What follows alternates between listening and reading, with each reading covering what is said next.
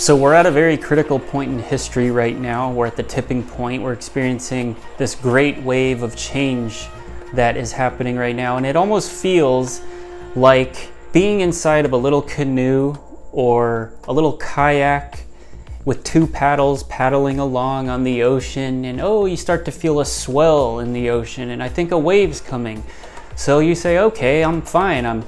This is actually kind of fun. It's like, I'm riding on top of this big wave. But then when you look down, which we are not doing, you start to realize, oh shit, it's actually a tsunami.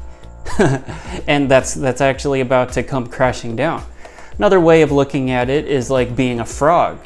And you're inside of a pot of water. And it feels great. It feels fine, actually. And little by little, someone starts to incrementally turn up the temperature, turn up the heat a little bit, and it still feels fine because it's just happening incrementally. And all of a sudden, you realize that it's boiling and you're dying, and by that time, it's too late to jump out.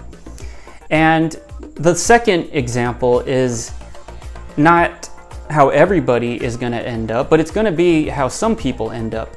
And there's another quote that I often see on the internet, and I don't know who it's by because it says that the quote is anonymous, but it's the definition of hell. And I don't know if this is exactly word for word, but it's something like this. It's the definition of hell is getting to the end of life, and then the person you became gets to meet the person you could have become.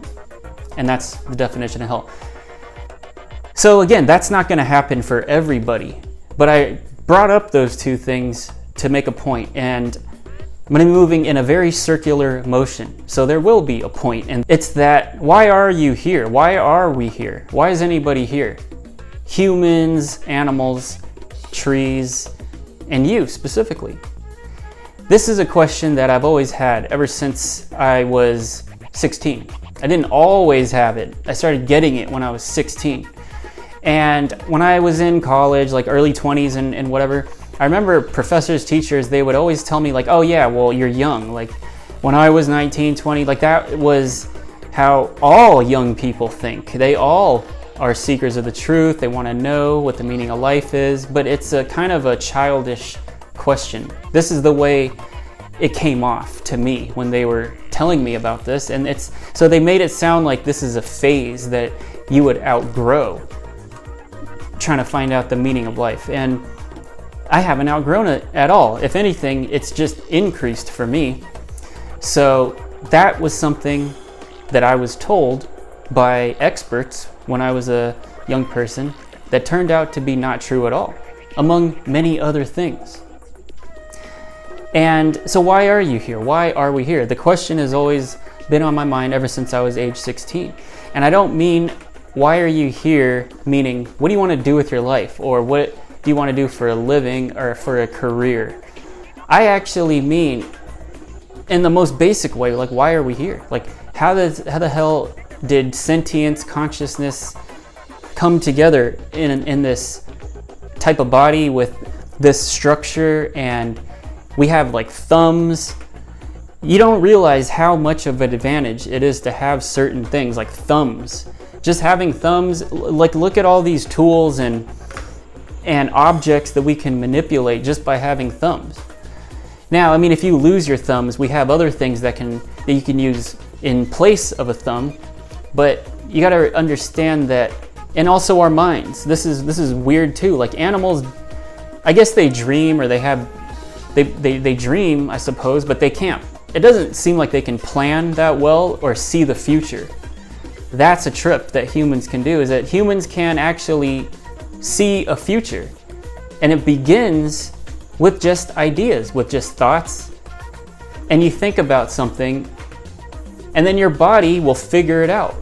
How do I make that happen? It's very similar to a baby who wants a drink of water, has no idea how he's gonna get it. So you have this little infant baby who's thirsty, I want water.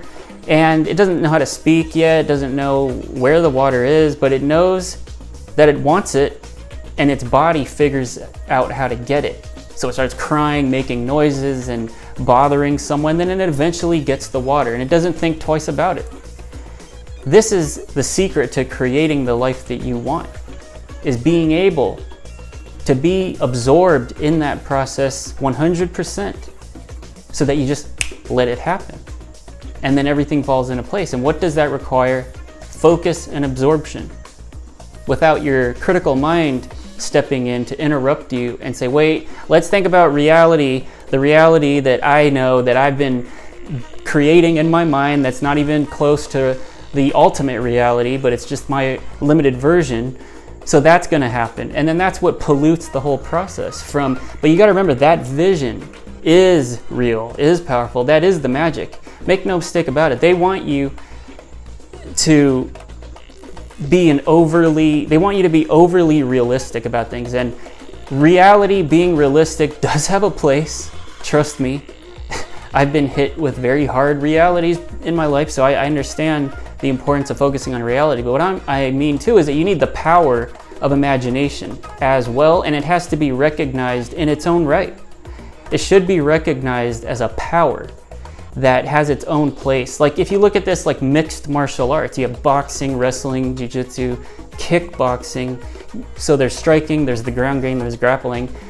And they're all important for mixed martial arts. You need to know it all because you don't know where the fight is going to go, but you need to have, you're at an advantage if you're an expert at one of those things. And you have to know how to do everything. But when you see someone who comes from like a striking background that was purely striking, you see the difference in how good they are when it comes to that. So it's the same thing when it comes to being a realist and using your imagination. Why be one or the other? No, recognize each one for the power that each of them has. So there is a time to be realistic, and most of the time though, it's better to stay aligned with your imagination and what could be possible. And let me just enjoy this thought. Let me just enjoy how cool this would be if it was like that. And let me just learn. Let me just continue to learn more and more so that I can have my vision expand even broader. Because I didn't even know that I could do those things until I learned this or that even existed. Like what if you were a fish that suddenly found out that there's this whole world out there and you're actually a pet.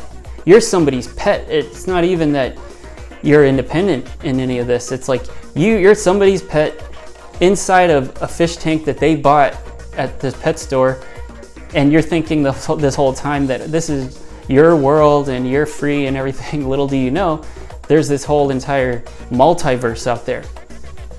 So once if a fish could learn this and understand that, wow, look at that perspective.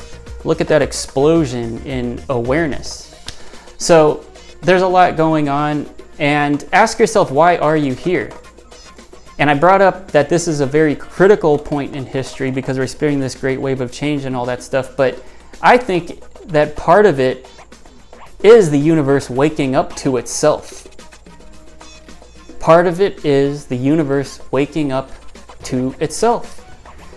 Now, there's this thing called the Kardashev Scale, and it was developed by this Russian scientist named Nikolai Kardashev, and it's a way of categorizing the different types of civilizations. So there's type 1, there's type 2, and type 3. A type 1 civilization has solved all of its internal problems like starvation, homelessness, inequalities, and this civilization has been able to harness the power of its planet, such as like solar energy, or using some kind of renewable energy that's not leaving behind a large carbon footprint, so it's polluting the environment. This civilization has clean energy, and there's an abundance of it. And they have no more of these minor internal problems like the ones I just mentioned. So they're ready to become residents and denizens of space. They're starting space migration. Then there's a type 2 civilization. A type 2 civilization would be like Star Trek. And this civilization can harness the power of other planets and is already living in space.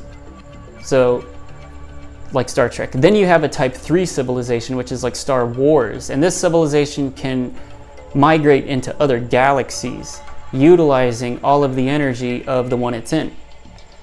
This is the Milky Way galaxy. So Currently, right now, we are a type 0 civilization. And the most dangerous leap between civilization types is from type 0 to type 1. And that's because you can kill yourself along the way. This is the point where we are now, where we're starting to reach this boiling point. Put some oil in the joints. But we're reaching this boiling point.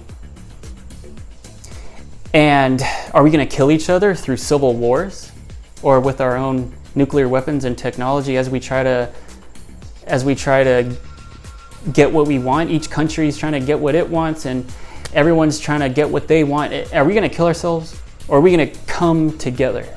Are we going to come together and make this leap into the type 1 civilization that we can be if we just envision it and keep on working on that?